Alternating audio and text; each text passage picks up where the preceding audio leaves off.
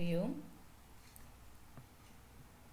In the information security course, we have covered the basics of symmetric key cipher and how Kirchhoff's principle drives the algorithms of symmetric key cipher. Then we talked about the cryptanalysis part of all the traditional symmetric key ciphers. Then we discussed the two broad categories of traditional ciphers, substitution cipher and the transposition cipher. In this video, we are going to talk about the stream versus block ciphers. If you take the symmetric key ciphers, they are divided into two broad categories, stream ciphers and the block ciphers.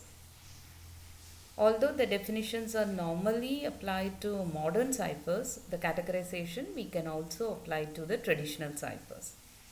So in general, we can say traditional symmetric key ciphers can be divided into stream ciphers and block ciphers. Now, if you observe here, the strategy is actually divided into stream cipher and block cipher, and the techniques are broadly classified into substitution cipher and the transposition cipher. So that is the point we have to note here. The symmetric key ciphers techniques are broadly categorized into substitution cipher and the transposition cipher, whereas the strategy is broadly classified into stream cipher and the block cipher. So we will be discussing the stream cipher and block cipher here. Now in a stream cipher, the encryption and decryption are done typically on one symbol. The encryption and decryption are done typically on one symbol. That means one character or a bit at a time. Only one character or one bit at a time will be encrypted or decrypted here in the stream cipher. Let us take the plain text stream as P and the cipher text stream as C, and let us take the key stream as K. So when I say plain text stream, P is a stream of characters and C is the stream of ciphertext characters and K is the stream of key. So if you observe here, P value can be denoted as P1, P2, P3, etc.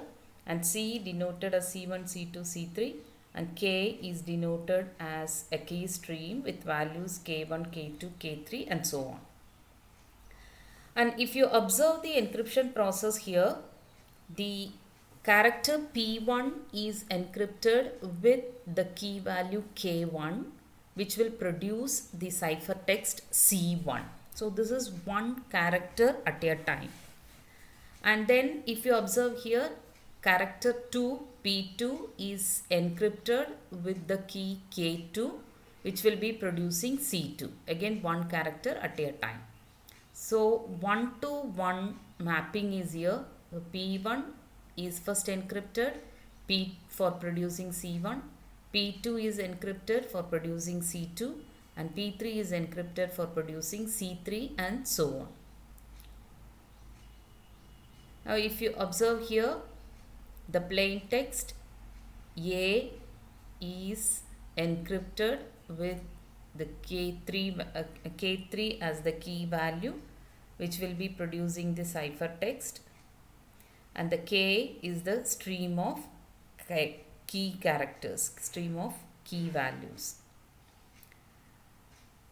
So this figure shows the idea behind a stream cipher. The characters in the plain text are fed into the encryption algorithm one at a time, and the ciphertext characters are also created one at a time.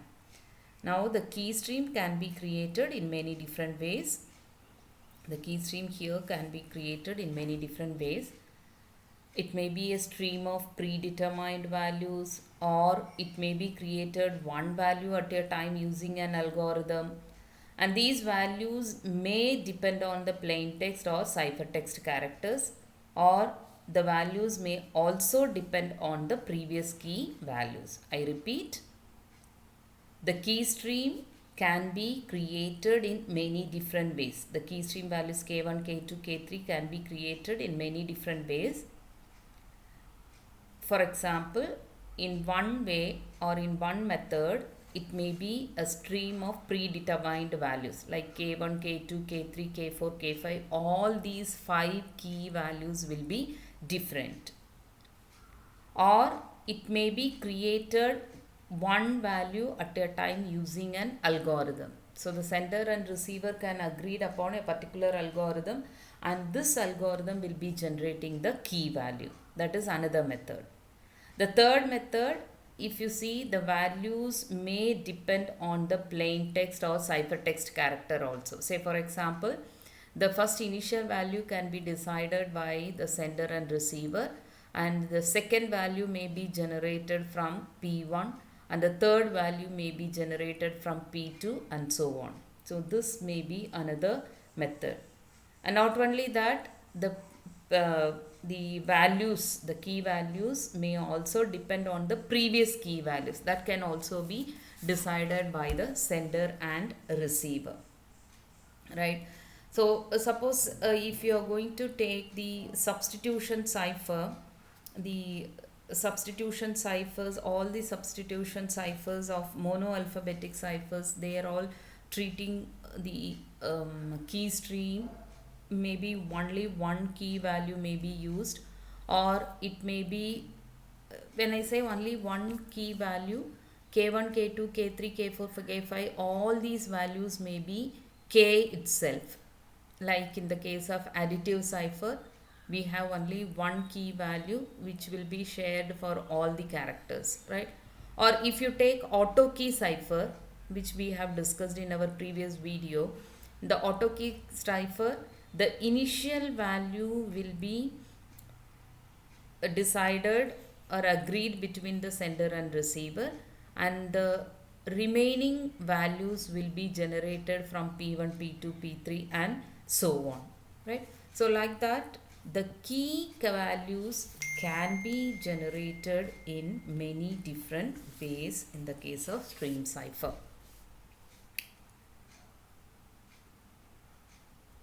And not only that, this particular figure shows the moment where the third character in the plain text stream is being encrypted using the third key value, and the result creates the third character in the ciphertext stream, right? So here the plain text is, suppose, say for example, if I am going to have the plain text as PLAIN, I have PLAIN as the plain text character here. Plain is the one which is fed to this particular algorithm. In PLAIN,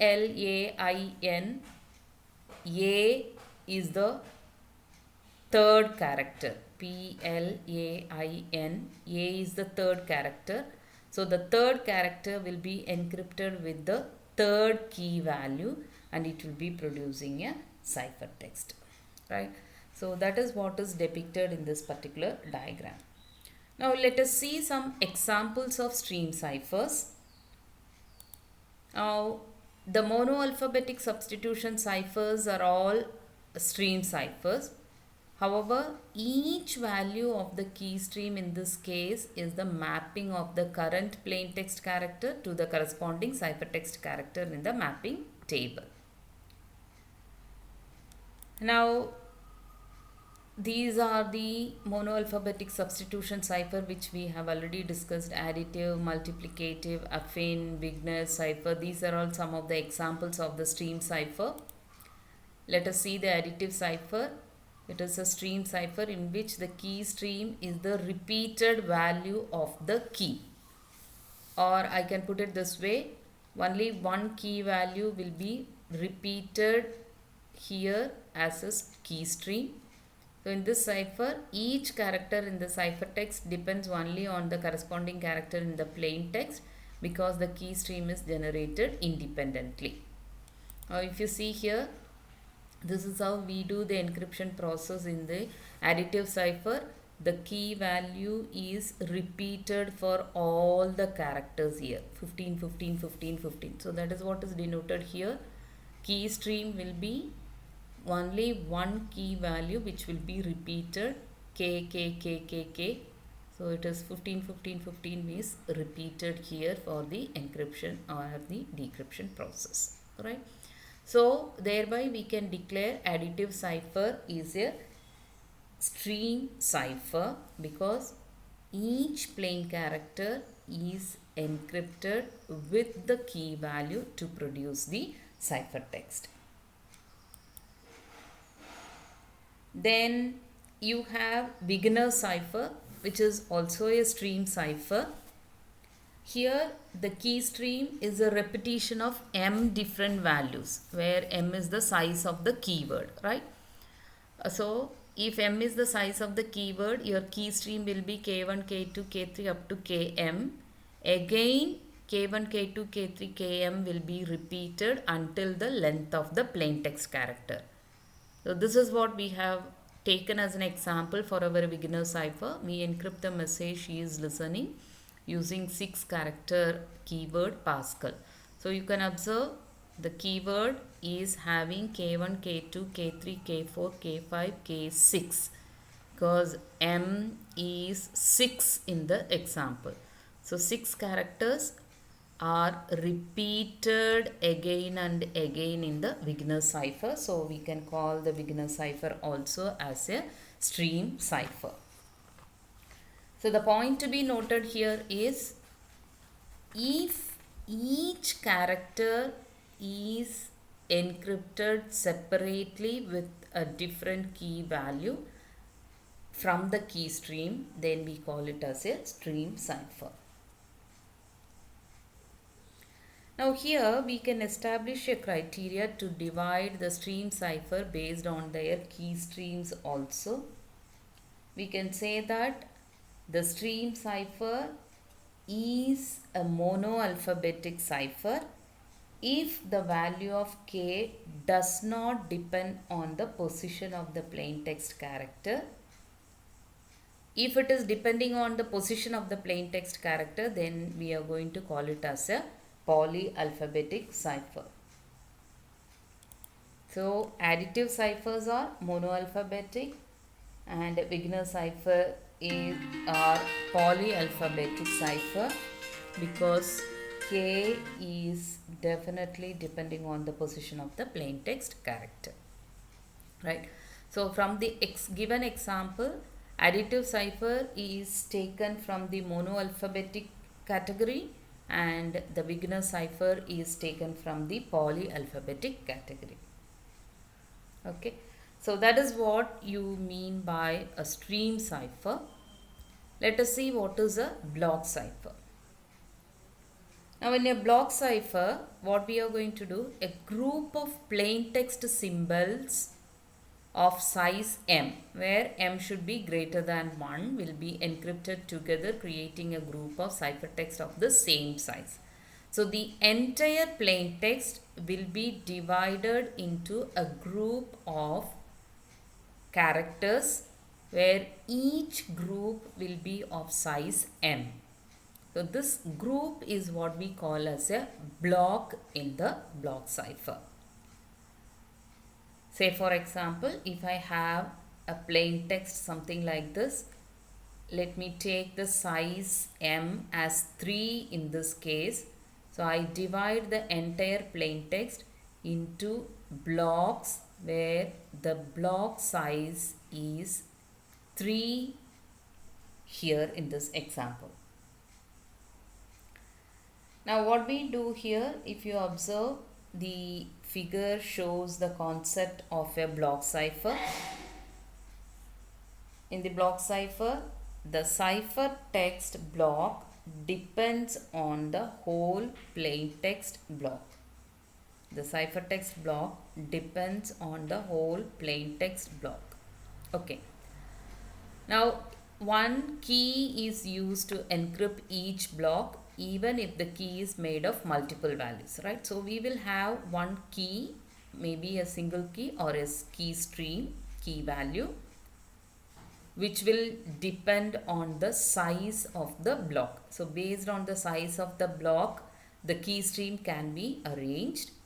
And in this example, the second block INT, the second block INT is encrypted with the key value K.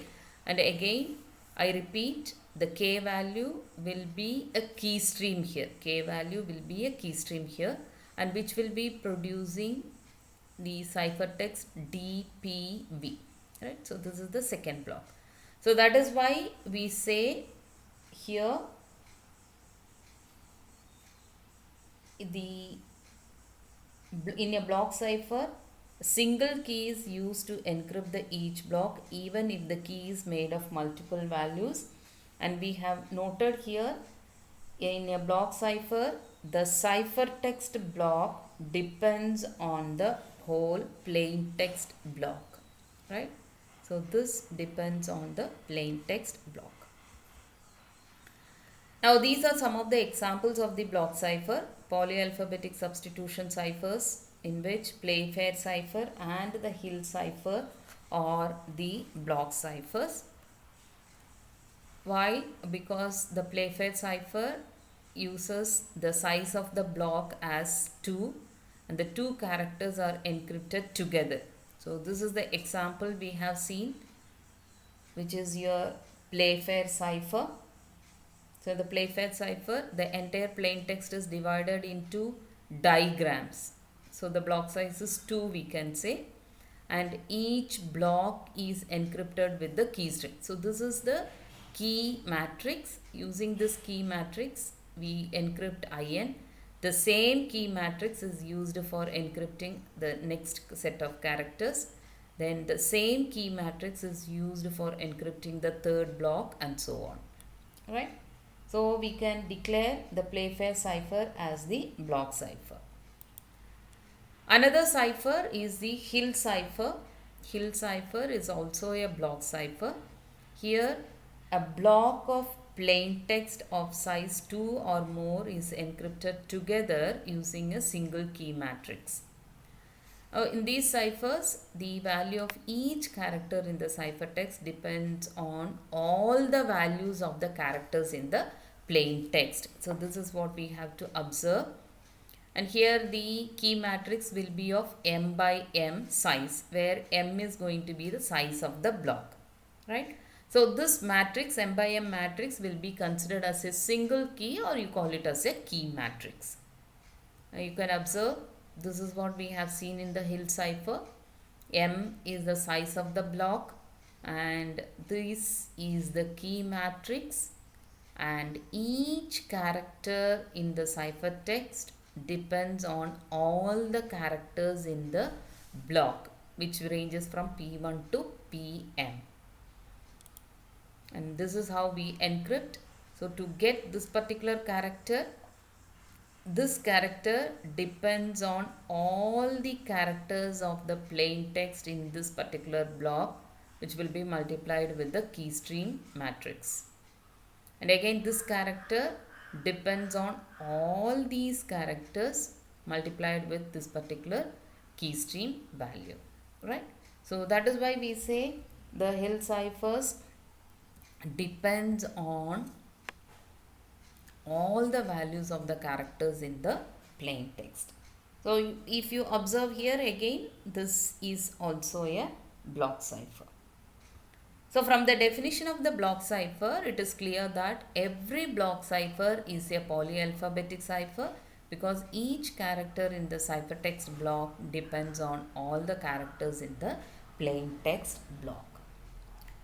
Now, these two approaches can also be combined together, and mostly if you observe, the blocks of plain text are encrypted individually. Okay, we go by block, but inside the block, what we are going to do? We are going to follow the stream cipher. Each character in the block is encrypted one by one, so it becomes a stream cipher. So in practice, blocks of plain text are encrypted individually, but they use stream of keys to encrypt the whole message block by block. So we encrypt block by block, so we can call it as block cipher. But at the same time, inside the block, it becomes the stream cipher. The cipher is a block cipher when looking at the individual blocks, but it is a stream cipher when looking at the whole message, considering each block as a single unit. So if you consider a single block, then it becomes a stream cipher. But if you split the entire plain text into different blocks, and since each blocks are encrypted individually, we can call it as a block cipher. So that is how the combination can be mentioned here, right? So these are the points that we have to note under the stream cipher and the block cipher. So the point to be noted here in the stream cipher is the encryption and decryption are done typically on one symbol, that is one character or a one bit at a time, whereas in the case of block cipher, the plain text symbols will be divided into equal size blocks, where the size of the block will be m, where m is greater than 1.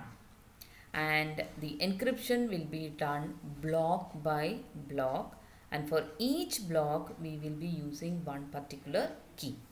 So these are the two very important points that we have to observe in the case of traditional symmetric key cipher. So with that, we are completing the second module of the information security course. Thank you.